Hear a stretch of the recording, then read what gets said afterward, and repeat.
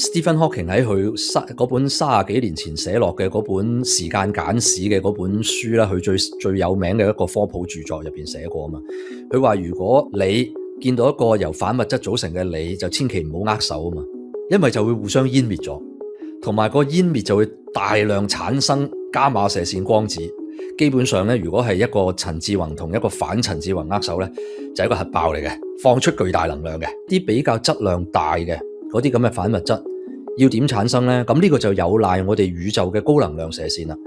其實宇宙入邊充斥好多好難解釋到唔知點解咁高能量嘅射線嘅，係有一啲高度係連我哋地球上邊嘅粒子加速器都產生唔到咁高能量嘅嚇。當佢哋呢啲咁高能量嘅射線去撞擊一啲嘢嘅時候，就有機會產生到呢啲咁嘅反物質。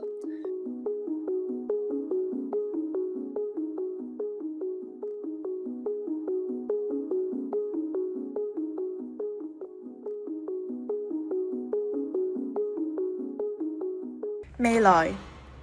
呢個係未來，係操控 AI 定 AI 操控你嘅未來？你準備好面對呢個前所未有嘅新世界未？學識可以係你開啟知識大門、思考同探索未來世界嘅橋樑。匯聚各個領域嘅專家，一齊穿越未來科技嘅迷霧，細味歷史嘅智慧，遊走哲學、文學同藝術嘅世界，一個屬於香港人嘅知識平台。大家好啊，翻嚟未來學嗱，今集未來學我哋就會去同大家介紹一個咧可能都會聽落幾科幻嘅概念啊，就係叫做反物質。咁啊，最近喺新聞報道咧，我都留意到就係話，原來啱啱商咧就好似成功搬運到呢啲嘅反物質啊，即係俾我感覺，我第一下就覺得，哇！呢啲嘢咧，我以為會係一啲好似收埋喺啲好隱蔽嘅一啲實驗室裏邊做嘅嘢，先至會做到出嚟啊！竟然佢可以真係擺落去一個貨櫃車嗰度咁樣去運載，咁成件事咧，即係簡直令我感覺好似好科幻穿越到現實咁樣樣啊！咁所以今集咧就想揾阿宏嚟啦，同大家一齊去講解下，其實究竟反物質係咩嘢嚟嘅，同埋今次嘅呢一個嘅即係成功搬運反物質嘅呢件事咧，其實帶俾我哋一啲咩資訊？阿宏啊 ，hello， 係，啟明你好啊，咁樣，反物質你第一次聽你幾時啊？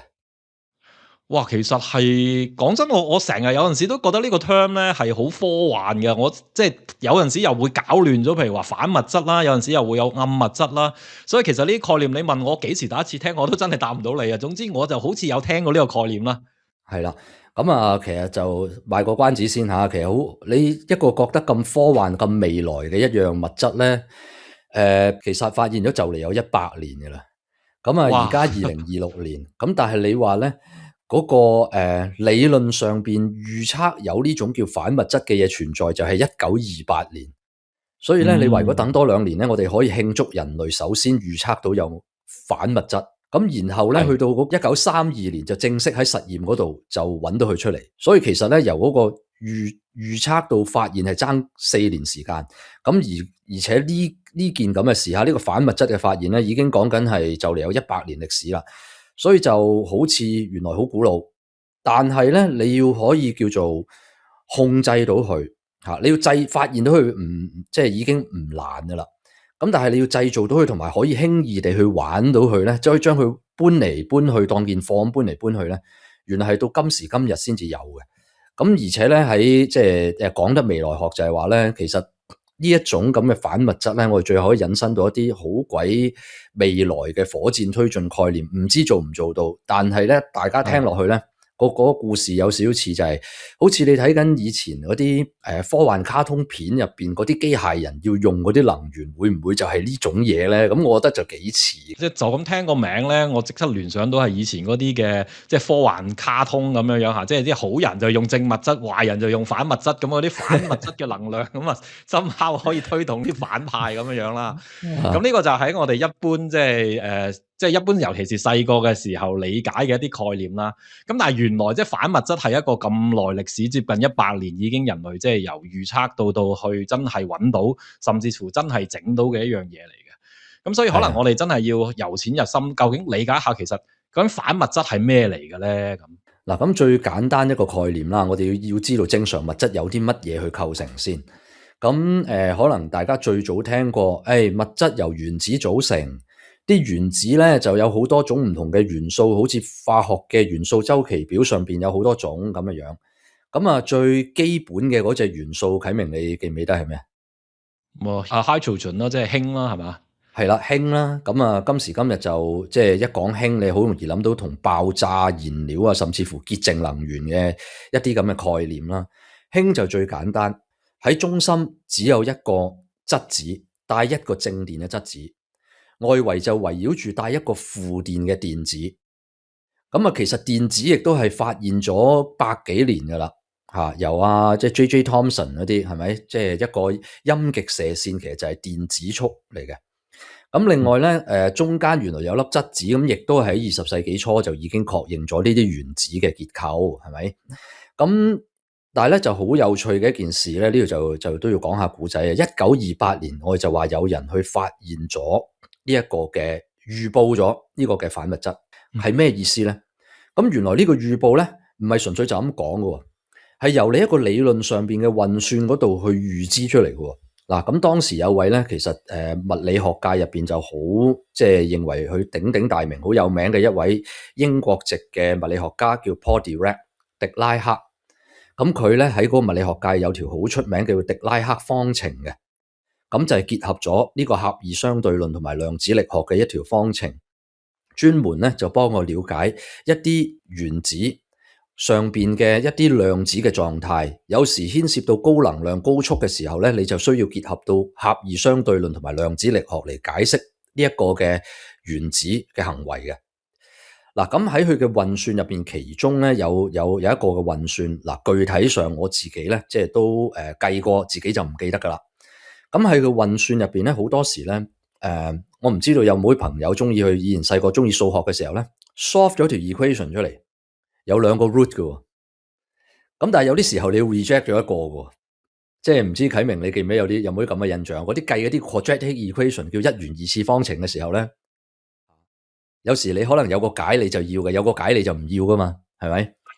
咁咧喺阿狄拉克佢嘅運算入邊咧就好得意啊，亦都發現咗有個解，即係又係有一對嘅數學解，其中一個解就係理解到我哋現實世界嘅電子嘅行為。但係另外一個解咧，就似乎係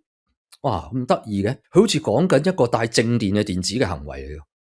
喂，呢樣嘢真定假嘅咧？喂，咁其實理論上佢可以出現，即係話咧，如果有世界上有一樣嘢，佢都係電子嚟嘅，但係佢係帶正電嘅，咁佢於是乎咧，亦都會遵守住同一組嘅呢啲咁樣嘅量子力學嘅方程。咁我哋問題就係你實驗上邊揾唔揾到佢嘅啫，咁所以叫做由嗰個理論運算上邊預知到有一種咁樣帶正電嘅電子嘅物質可以出現咧，其實係1928年有個理論運算咗出嚟。咁其實咧類似嘅經驗咧喺物理學嘅發現都試過好多次嘅，數學上可以出現，可能現實上會出現，亦都有可能數學上可以出現，現實上唔可以出現。咁最後咧就喺1932年嘅一個實驗裏邊咧，就竟然咧可以喺一個好簡單嘅核子衰變入邊咧，就發覺有一種嘅核子衰變咧，佢個核子衰變起上嚟咧就會出到一粒帶正電嘅電子，然後佢個軌跡咧好快就消失咗噶啦。咁咧而且咧仲可以咧喺嗰個即係嗰啲叫做去測量呢啲帶電荷物質軌跡嘅一個叫 cloud chamber。一個雲室嘅一個咁嘅實驗儀器入邊睇到呢個嘅軌跡。如果一個正常嘅電子喺呢個實驗儀器入邊會行咗一個螺旋形嘅形狀嘅話咧，佢睇到嘅咧就係一個咧完全鏡像反射，一個反螺旋，即係你當一個順時針，一個就逆時針咁轉噶啦。咁形狀係一樣，個大小亦都一樣。咁然後咧就係一個就係即係一個就係順時針，一個就係逆時針。咁於是乎由我哋嗰個經驗知道咧，佢哋個質量係一樣，但係電荷係相反嘅。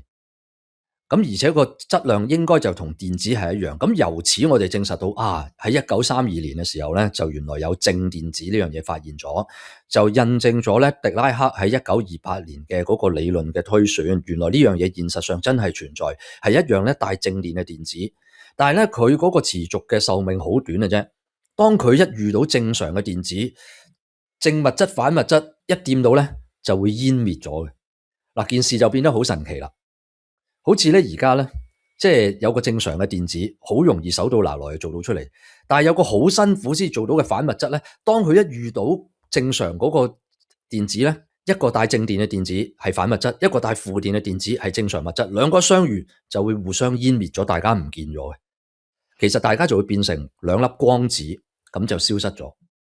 咁呢一樣嘢咧就即係好引人入勝啦，就係點解個空間上面無端端可以產生一樣咁唔穩定嘅嘢，然後佢又可以同正常世界嘅物質係互相 cancel、互相湮滅咗嘅咧？咁呢個就係個反物質故事嘅第一個嘅開端啦。真係好科幻、好神奇嘅，即係呢個頭先你一開頭提到就係嗰個數學推論咧，即係我諗我哋如果大家對數學都有啲印象啦，咁啊中學大部分人一定都係要做數學嘅時候，去揾到呢一啲嘅即係兩個 root 兩個解嘅一啲嘅情況嘅時候咧，好多時都會去諗就係究竟呢一個即係唔存在嘅呢個數學嘅解係咪真係有可能係現實嘅咧？竟然原來呢一種咁樣嘅方式咧，都真係就係幫科學家去推斷到一樣，我哋喺好似日常生活見唔到嘅反物質，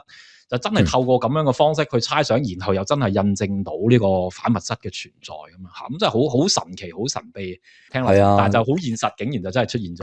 嗱，咁跟住第二個問題，大家就會諗啦，但係點解呢種咁嘅反物質咁容易就咁難產生，咁容易就消失咗咧？其實牽涉到一個好重大嘅宇宙問題嘅。咁狄拉克當時想解釋呢個現象嘅時候，佢就諗啦，呢個宇宙咧似乎係充滿住正常物質，反物質係好少嘅。基本上呢個宇宙嘅嗰啲即係個空間啊，上面嗰啲量子嘅狀態就俾啲正常物質霸咗。係咁，然後咧，你咧係需要去俾好大嘅能量喺呢個正常物質嘅呢一個嘅場裏邊咧，突然之間產生咗一個窿窿，呢個窿窿就好似有一個反物質咁嘅樣。當呢個窿窿遇翻到個正常物質填翻嘅時候，就會消失咗。即係佢就用一個咁樣嘅圖像去理解呢件事嘅。咁所以呢度亦都意味住就係話，我哋呢個世界似乎就係由充斥住正常物質去組成我哋。咁就好奇怪啦！我哋個宇宙產生出嚟嘅時候，點解係大部分係正常物質，然之後就啲反物質就好似冇晒嘅咧？點解即係呢個世界就係個宇宙一開頭嘅時候會係咁嘅咧？呢個係而家都未理解到嘅問題嚟嘅。呢個聽落咧，真係好似我哋啲卡通電影裏邊啲橋段咁啊！即係覺得好似而家係暫時係正派掌權咁啊，所有嘢都係正物質咁樣嚇。暫時咧喺呢個好似有秩序嘅世界裏邊係冇呢個反物質嘅存在咁樣嚇。咁但係就有啲邪惡嘅科學家咧，嘗試整呢啲咁樣嘅反物質出嚟咁樣。嗱，咁啊又冇話邊個係正邊個係反嘅。咁而家最大問題就係點解會有啲正反物質數量喺宇宙入邊唔對稱？我哋可以零星見到有啲反物質係由一啲核反應度會產生咗出嚟嘅。咁你話人類有咩方法去人工地產生呢啲反物質咧？咁好多時都係由一個實驗嘅手段揾一啲獨特嘅即係核衰變啦。咁呢一個就係嗰啲叫做正常電子嘅反物質，即係嗰啲帶正電嘅電子咧，就係用呢種突如其來特別嘅一種核衰變嚟去揾出嚟嘅。咁好啦，唔止㗎喎。大家記得一個氫嘅原子咧，係由一粒正常電子同一粒正常嘅質子組成嘅。咁正常嘅質子有冇反物質嘅咧？咁其實如果你又用翻同一組嘅狄拉克方程嘅概念嚟諗咧，其實一樣會有個咁嘅數學解出嚟。所以亦都理論上可以出現係一個叫做反質子。嗱，質子我哋以前細個讀化學讀物理，我知道係一個帶正電荷嘅一個粒子嚟嘅，佢比電子重好多嘅，所以佢就會成為一個氫氣嘅原子核。OK。大約重1800倍左右啦 ，OK， 即係嗰個嗰個嘅質子同埋個電子。咁好啦，正常嘅電子有反物質，有佢嘅反電子。反電子咧就唔係帶負電，係帶正電嘅。咁正常嘅中子咧，正常嘅質子 ，sorry， 就係帶正電嘅。咁如果佢嘅反派，佢嘅反物質照計帶負電咯。我哋產唔產生到佢出嚟咧？又得。咁喺1955年咧，就由個實驗手段咧，就可以就叫做即係將啲強勁嘅粒子對撞出嚟，就產生到佢出嚟。OK， 自從我哋發明到呢啲咁嘅粒子加速器，可以將啲粒子俾多啲能量去即係對撞嘅時候咧，咁對撞時候產生嗰個高能量，就有機會產生到呢啲即係正物質同反物質一堆出嚟，咁入邊就有啲反物質可以好短時間產生到出嚟，就可以喺一個實驗嗰個雲室嗰度睇到佢個軌跡啊。咁所以喺1955年，我哋揾到一個帶負電嘅質子。咁即係話咧，哇！由呢度個發現就緊要咯。即係話其實世界萬物咧，如果我俾足夠能量嘅話咧，佢係有權產生晒成個反物質元素周期表嘅元素出嚟喎。理論上應該可以。OK，咁但係個成果個進度如何咧？我講埋呢樣嘢先啦。結果咧，我哋要等到1996年，就由呢一個喺瑞士同法國交界嘅 CERN 呢個粒子加速器，即係亦都係今次咧佢能夠成就到可以將啲反物質搬嚟搬去嘅呢個咁嘅粒子加速器呢個研究機構咧，都要等到1996年，哇！講下成30年前，先至能夠成功將一個反物質嘅質子同一個反物質嘅電子擺成為一個叫反物質嘅氫元素，就終於形成咗啦。要咁樣咁辛苦花幾廿年先擺到埋一齊，然之後就你會問氫下一個元素就氦啦，咁我哋冇辦法整到佢出嚟咧，整唔到，未得 OK 嚇，咁係好難嘅。咁所以暫時嚟講咧，即係點嗱？呢度簡單啲講埋點解係咁難咧？咁但係其實大家估到嘅，因為反物質係好容易同正常物質相遇就湮滅消失咗嘅。OK， 我記得咧 Stephen Hawking 喺佢嗰本30幾年前寫落嘅嗰本時間簡史嘅嗰本書咧，佢最有名嘅一個科普著作入邊寫過啊嘛。佢話如果你見到一個由反物質組成嘅你，就千祈唔好握手啊嘛，因為就會互相湮滅咗，同埋個湮滅就會大量產生伽馬射線光子。基本上咧，如果係一個陳志宏同一個反陳志宏握手咧，就係一個核爆嚟嘅，放出巨大能量嘅。咁所以咧，嗰啲反物質咧，你如果想留住佢咧，你就唔好俾佢掂到任何正常物質，即係話咧，嗰個空間要抽真空，而且唔可以俾佢撞到埲牆。所以嚟到呢度咧，有個好重要問題就係，喂，如果我想將啲反物質留耐啲嘅時候，我點樣能夠控制住佢留耐啲咧？佢喐下就唔見咗噶咯，喐下掂到正常物質就唔見咗啊！你唔好話掂到埲牆啊，你個環境唔夠抽真空，佢遇到啲其他空氣分子就有機會就會湮滅咗噶咯。哇！咁所以咧，其實喺好耐時間一個問題就係，我哋可唔可以整到個容器嚟將我哋辛辛苦苦製造出嚟嘅反物質去裝住佢咯？我首先想問清楚就係，究竟其實喺我哋嘅宇宙當中，實際上真係自然地出現嘅反物質係有幾多嘅咧？即係因為我哋而家就好似透過科學家嘅猜想啦，然之後又真係俾佢可以整到啲反物質出嚟啦。但係究竟呢一種反物質係喺自然界係咪會有出現嘅咧？嗱，可以咁講啦，如果你係一啲正電子，即係電子嘅反物質咧，係好容易可以喺一啲即係核元素嗰度係出現到嘅嚇。譬如某一種，譬如係一種氟嘅同位素喺佢嘅一種 beta 衰變嘅時候，就有機會出到呢個正電子。咁而且呢類就唔止得佢一個反應可以做得到嘅。咁呢個就自然嘅一啲嘅核放射性元素都有機會出到。但係你話如果講緊係一啲叫反質子，一啲比較質量大嘅嗰啲咁嘅反物質，要點產生咧？咁呢個就有賴我哋宇宙嘅高能量射線啦。其實宇宙入邊充斥好多好難解釋到唔知點解咁高能量嘅射線嘅，係有一啲高度係連我哋地球上邊嘅粒子加速器都產生唔到咁高能量嘅嚇。咁當佢哋呢啲咁高能量嘅射線去撞擊一啲嘢嘅時候，就有機會產生到呢啲咁嘅反物質。甚至乎有機會度到由呢啲反物質，佢好短暫地產生，然之後又同其他正常物質湮滅翻出嚟嘅信號，我哋會睇得到嘅。咁另外喺地球上邊，你就要依靠嗰個巨型嘅粒子加速器啦，將嗰啲咁嘅物質對撞，產生一個大火球，就駁佢咧隨機地咧就會產生到好多唔同嘅粒子。咁譬如先前試過產生過上帝粒子啊呢啲咁嘅嘢，咁其中另外亦都會大量產生呢啲反物質嘅。咁包括係正電子或者係叫做負質子嚇，咁係會大量產生嘅。咁你點樣抽絲剝繭喺一個咁短時間之內，一產生嗰短嘅一瞬間，唔好俾佢消失之前，即刻將佢搶咗落嚟，收集咗落嚟咧？咁就係呢一個瑞士嗰個雙嘅粒子加速器其中一個好精湛嘅一個技藝所在啦。哇，犀利啊！我想問多少少就係呢一種嘅反物質嘅嗰個性質先。嗱，即係除咗首先我哋知道就係佢嘅嗰個電荷係啱啱好同我哋正物質係相反之外，其他嘅特性咧，即係譬如話佢嘅質量啦，或者係其他嘅任何嘅本身正物質有嘅特性，係咪就係一模一樣咧？即係除咗佢反就係反咗個電荷咁樣咧？嗱係啦，呢個問題就好有趣啊！呢個亦都係咧呢個粒子加速器雙嘅呢個粒子加速器好想問嘅一堆問題。嗱，由你呢度開始有幾個問題可以問嘅。佢電荷係相反，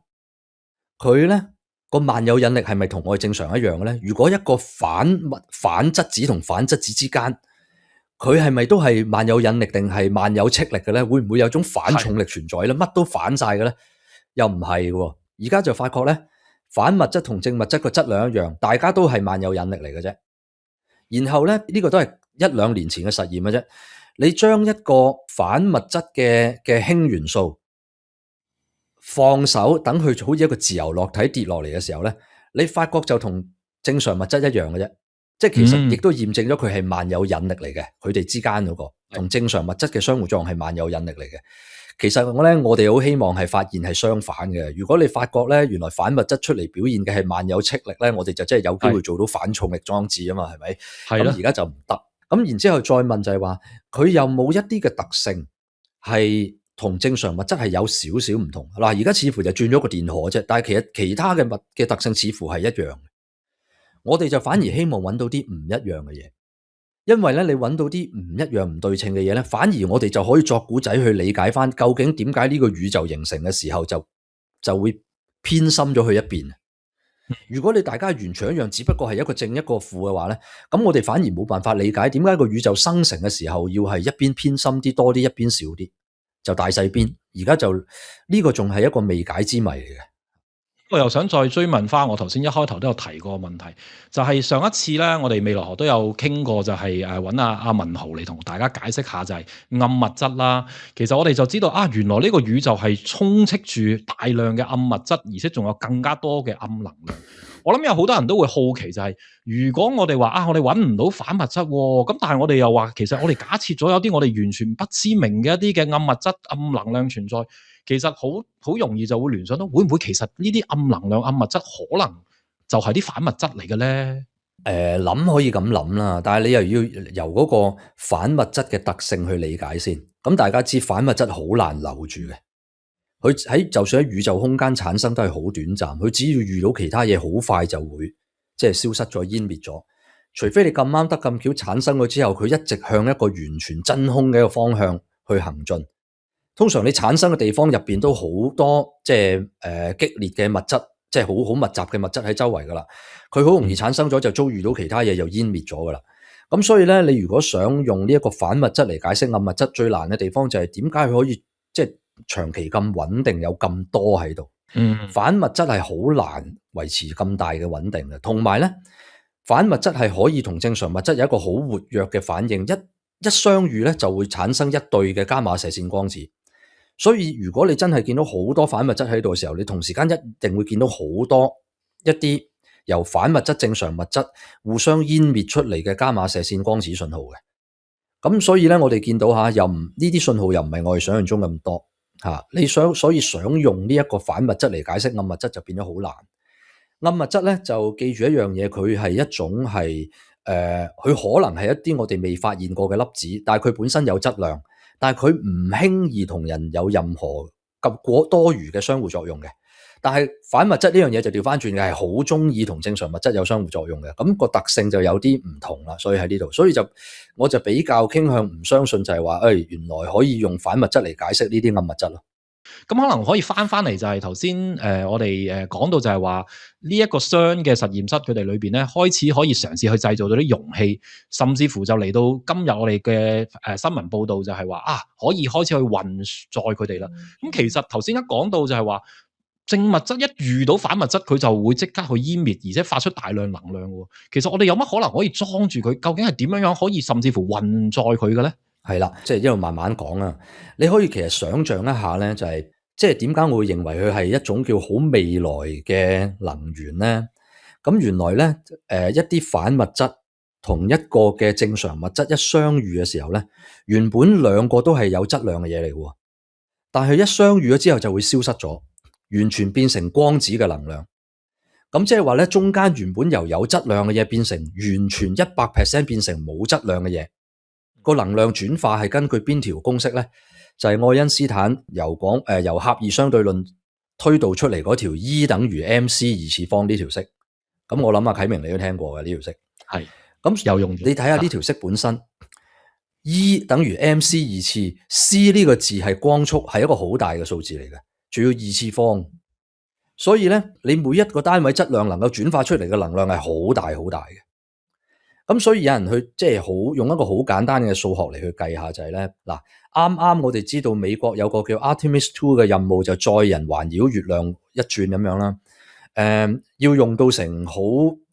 幾十噸嘅化學燃料嚟將個火箭掉上去啦。咁其實咧，如果你係可以成功地運用到反物質嚟去產生，即係反物質同正常物質相撞產生出嚟嘅光子，將呢啲光子嘅能量變成你個火箭推進嘅能量嘅話咧，你其實只需要10克8克嘅呢啲反物質咧，就已經幫你足夠咧完成一個咁嘅太空旅程任務噶啦。咁個能量係好犀利嘅。咁所以咧，你可以話哇，攞反物質嚟做反物質火箭推進引擎，咪好威咯，好勁咯，係咪？咁但係大家聽到反物質咁容易就冇咗，就知好難啦。你想乖乖地裝住佢，亦都好難。咁所以而家就要諗啦。嗱，如果我哋真係想向未來推進，想做到一個可以有機會運用到反物質嚟成為我哋嘅能源，咁你要首先諗點樣儲藏呢啲能源呢？咁你就要諗一嚿嘢裝住佢，嗰嚿嘢入邊要抽真空嘅，嗰嚿嘢入邊咧係要有一啲方法令到佢懸浮喺度，唔好跌落嚟個地下嗰度嘅，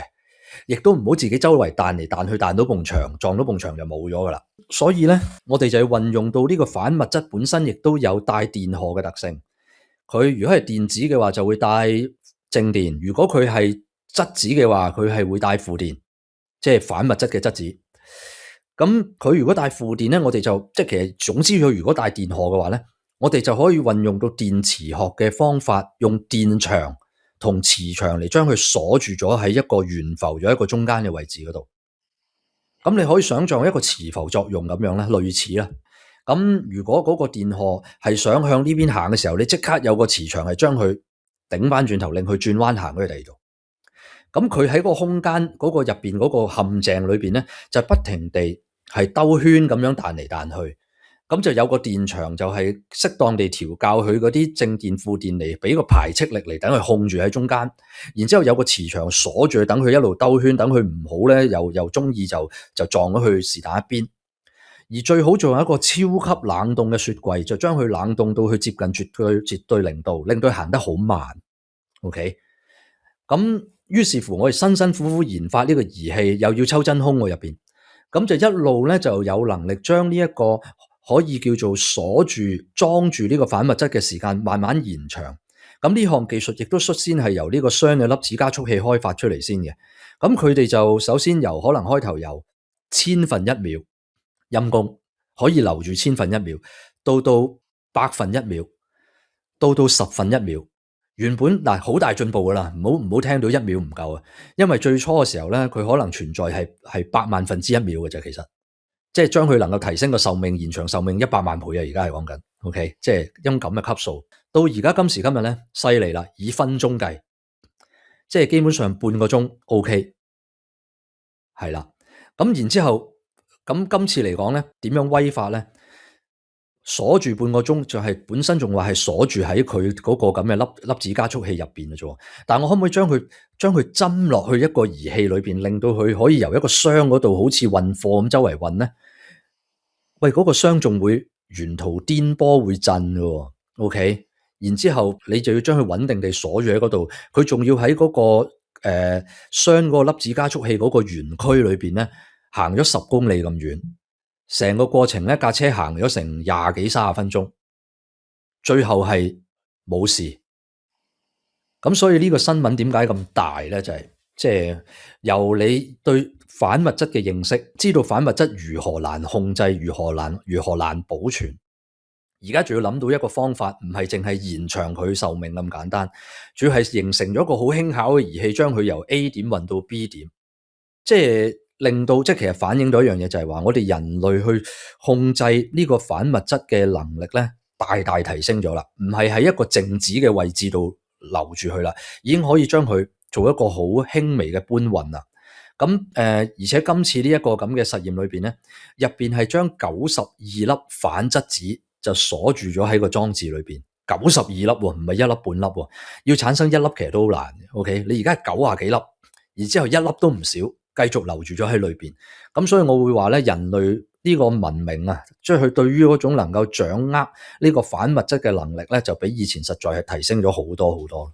咁我想問下咧，即係其實阿宏都已經講咗一個好大潛質嘅一個實用價值啦，就係佢能夠可能成為咗，因為當佢同正物質撞擊埋一齊嘅時候，就會變成咗好大嘅能量。咁但係其實我哋要去發展到呢一步嘅話，其實仲爭幾遠咧？中間我哋仲有啲咩 milestone 要做咗 achieve 咗，我哋先至有可能去談論到話真係整一個反物質嘅一個嘅引擎咁樣咧。哇！咁呢度就遠咯。嗱，咁首先一個最大嘅難關就係我如何純粹運用到光子嘅能量嚟幫我做推進咧？咁淨係呢度已經好難搞啦。你有一個咁大能量嘅嗰個光，即係嗰個伽馬射線光子走出嚟，佢個穿透性好高嘅。你點可以整到一塊鏡嚟幫你去反射呢啲咁樣嘅光嚟去幫你去做一個推進咧？咁其實就好困難嘅。但係咧都唔講呢啲咁嘅用途，其實而家咧點解呢個箱嗰度個粒子加速器嗰度要做一個咁樣嘅即係嘗試咧？咁都有一個好實際嘅原因嘅。嗱，好啦，你做粒子嘅實驗，你想研究下呢個反物質，首先你要有能力喺個實驗室度產生到呢啲反物質先。但係世界上有幾多國家嘅有咁嘅實驗室嚟產生啲咁嘅嘢咧？一隻手數得晒。咁所以咧，以歐洲嚟講咧，呢個法國同瑞士之間嘅呢個咁嘅雙粒子加速器呢個基地咧，基本上就係歐洲乃至世界嘅粒子物理學嘅最重要嘅重鎮噶啦。如果你話能夠產生一個叫反氫嘅元素，佢就差唔多係只此一家咁滯嘅啫。即係你有冇希望就係話啊？譬如你處身澳洲，澳洲有大學機構想有個研究人員去整少少呢啲咁嘅反質子出嚟，等我研究下佢嗰個即係特性係點？唔得，做唔到。我就記得咧，當年啊，講緊80年代啊，香港大學難得咧可以叫做有部機出嚟係整反物質嘅電子，即係嗰啲帶正電嘅電子咧，就已經好犀利噶啦。咁因為嗰個叫算易做啊，你係唔需要用一個好大型嘅粒子加速器撞佢出嚟啊，只需要有一啲獨特嘅會有核衰變嘅元素能夠產生到呢個反電子咧，就用佢就得噶啦。OK， 但係如果你講緊反質子同埋反氫元素，你要整到出嚟咧，你似乎就係世界上淨係得商呢個機構做得到呢樣嘢。如果歐洲可能隔離歐盟其他國家其他嘅實驗室想做呢樣嘢咧，你一係就派個人嚟我哋商嘅呢個機構嗰度，我哋就送唔到出去噶啦。但係而家有得諗咯。啊，譬如我咧而家就嗱，你運去美國嗰度就唔得嚇，而家上飛機都仲係一個問題。我如果淨係想由運去跨過瑞士，諗下運去奧地利嗰頭得唔得咧？咁其實慢慢有得諗噶咯。啊，由嗰個法國不如運過去德國南部嗰邊有冇得諗咧？咁你會發覺可以即係可以諗下就係透過呢個裝置咧嚟去加速擴大到呢個反物質研究嘅嗰個規模，咁其實就有一個咁樣嘅研究上嘅貢獻喺度先咯。而家即係一樣由好似好科幻地產生出嚟嘅嘢，但係如果咧你有啲想像力咧，你知道佢一定有一個即係應用喺度。但係你話咧，就算唔好諗應用，你會發覺佢係一樣咧，同宇宙與生俱來一路都一定會有嘅一種好獨特嘅一個物質。所以咧，佢就係上至宇宙學嘅大問題，下至一個粒子基本模型，一個對於基本粒子嘅認識，然之後橫向亦都睇到佢咧可能對人類嘅科技有莫大嘅貢獻。咁所以咧，原來你睇到呢一個咁嘅反物質嘅研究咧，似乎係開啟咗另外一個即係研究嘅宇宙嘅。我會咁樣形容，將呢樣嘢成為應用能源就其實就有排啊！我估講緊可能2-3個世紀咁樣嘅遙遠嘅時間啦。但係佢對於我哋拓闊咗我哋對於宇宙同埋呢一個粒子嘅認識咧，我覺得嗰個成果咧就反而會快啲出現添。我自己好期望一樣嘢就係咩咧？能夠真係整到唔好話唔好話 anti-hydrogen 啊，唔好話 anti-helium 啊，可能係一個叫做 anti-deuterium。嗱，一個咩意思咧？氫元素嘅同位素。咁其實我哋正常嘅氫元素就由一個質子外邊圍一個嘅電子，但係有個氫元素嘅同位素就係一個質子加一個中子外邊圍一個嘅電子。咁即係話，如果我哋有能力產生到一個反質子、一個反電子，再一個反中子，將個反中子同個反質子黐得埋一齊，咁照計應該做得到嘅，我估。咁然之後再俾一個即係反電子落去，最後整成一個叫做反氫嘅同位素，甚至乎再整另外一個嘅反氫同位素就叫做 tritium。我就覺得個意義重大，入邊就有兩個嘅反中子加一個嘅反質子。OK， 咁喺我哋正常嘅物理世界裏邊咧 ，tritium 即係叫嗰個叫做即係如果係夾硬中文讀就係一個叫做氚係一個咁樣嘅字啦。佢係一個物理上唔係咁穩定嘅元素，佢係放射性嘅。OK， 佢個半衰期大約係10零日左右。咁我就想問一個問題啦，如果係一個反物質嘅 tritium 嘅元素，係唔係都係放射性？係唔係個半衰期都一樣？咁我就再可以問多一個問題，就係喺個反物質世界入邊，佢哋嘅核衰變係唔係都係對稱？其實就問一個咁樣好基本嘅物理學問題啦。咁所以我會覺得嚟緊就係一個叫做即係叫做反物質嘅氫嘅同位素，我就反而就係更加期待係可能下一步就會有機會探索到嘅一個問題咯。咁但係呢個一路就要有賴住咧，我哋首先有冇能力將而家嗰啲反質子嗰啲咁嘅元素好有效地控制到我中意有幾耐壽命就有幾耐壽命先，因為我仲要將佢哋大量製造到出嚟之後，等佢哋撞埋一齊。如果佢哋都未揸到喺手就已經唔見晒，咁咪做唔到呢個實驗啊嘛，做唔到佢出嚟噶嘛。咁所以呢個我會覺得一個比較近嘅未來就可能係要越過呢一個咁嘅即係技術問題先。生產、儲存，然後之後我哋再嘗試製造一啲更加複雜一啲結構上面複雜一啲嘅反物質咧，我哋可以見到一個即係稍為叫做一個清晰啲嘅藍圖，知道咧其實未來呢一個嘅反物質世界啊，真係係可以即係一步一步人類可以慢慢探索，咁從而可以對比翻我哋即係正物質嘅世界咧，對我哋正物質嘅世界嘅理解，我相信都有幫助嘅。冇錯冇錯。咁好啊，我哋今集或者傾到呢度啊，拜拜。係啊，拜拜。